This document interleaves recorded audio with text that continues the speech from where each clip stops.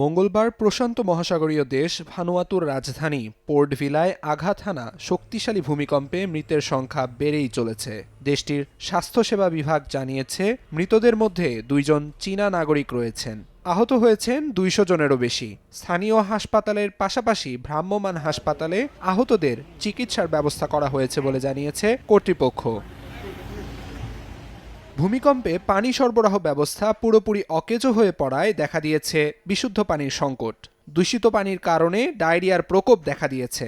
তুলনামূলক বেশি ক্ষতিগ্রস্ত এলাকাগুলোয় 7 দিনের জন্য কারফিউ জারি করেছে দেশটির তত্ত্বাবধায়ক সরকার। জাতিসংঘের হিসাব অনুযায়ী এই ভূমিকম্পে প্রায় 1,16,000 মানুষ ক্ষতিগ্রস্ত হয়েছে, যা দেশটির মোট জনসংখ্যার 1/3। ধ্বংসস্তূপের নিচে আটকে পড়াদের উদ্ধারে বুধবার সকাল থেকেই কাজ শুরু করেন উদ্ধারকর্মীরা। 3 দিন ধরে চলবে এই উদ্ধার কাজ। উদ্ধার কাজে সহায়তা করতে 2টি সামরিক বিমানে করে উদ্ধারকর্মী ও চিকিৎসক দল পাঠিয়েছে অস্ট্রেলিয়া। এর আগে মঙ্গলবার ভোরে 7.4 মাত্রার শক্তিশালী এক ভূমিকম্পে কেঁপে ওঠে ভানুয়াতু। ক্ষতিগ্রস্ত হয় বাড়িঘর, হাসপাতাল সহ গুরুত্বপূর্ণ সরকারি বেসরকারি স্থাপনা।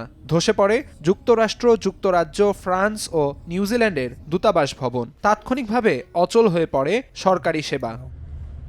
আমিরুল ইসলাম আলিফ, সময় সংবাদ।